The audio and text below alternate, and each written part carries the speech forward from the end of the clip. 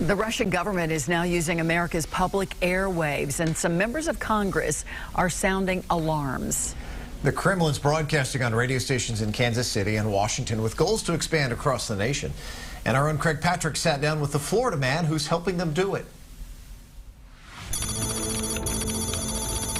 You may know the Russian government flooded social media with false claims from fake accounts and hacked emails and voter registration records to try to influence American voters. But you may not know the Russian government is also doing that in plain view on American airwaves.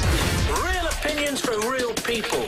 From the capital to the nation's heartland, radio listeners may think they're tuning into typical American news programs or talk shows. He and Vice President Mike Pence are in quote-unquote total agreement on the Vice President's authority regarding the Electoral College count. Unless they hear the hourly disclaimer. This radio programming is distributed by RM Broadcasting LLC on behalf of the Federal State Unitary Enterprise, Rossiya Segodnya International Information Agency. And even then, some may not know what it means. Additional information is on file with the Department of Justice. It means they're listening to Radio Sputnik, Russia's state-run news agency on airwaves owned by the American people. And some members of Congress are concerned about that. In a letter to the FCC, California Congresswoman Anna Eshoo wrote, the Russian government may be using our country's own airwaves to undermine our democracy. If you don't want to listen to it, don't listen to it.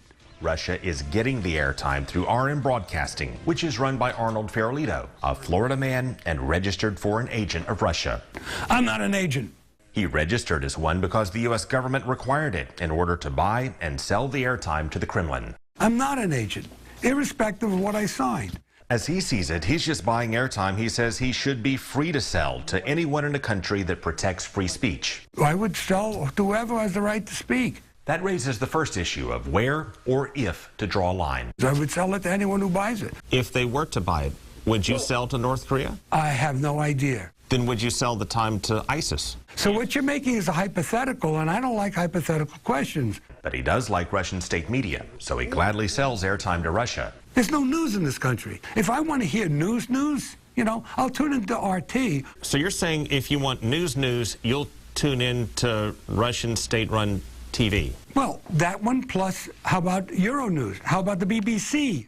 That raises the second issue. BBC, sponsored by the British government, also airs on U.S. airwaves. And the Chinese government has had financial interest in U.S. broadcasts without having to register the distributors as foreign agents. Senator Marco Rubio has questioned why Chinese media interests don't face the same scrutiny. Only Russia and only me. And so does Arnold Ferolito. This is a joke. And the joke is, it's really what I call a selective prosecution. By making him register, we know Russia has paid millions of dollars for the airtime. The most recent filing shows it paid $425,000 from July through December of last year. Which brings us to the third issue. What is Russia getting in return? You're listening to Radio Sputnik. The broadcast combines sharp attacks on U.S. policy.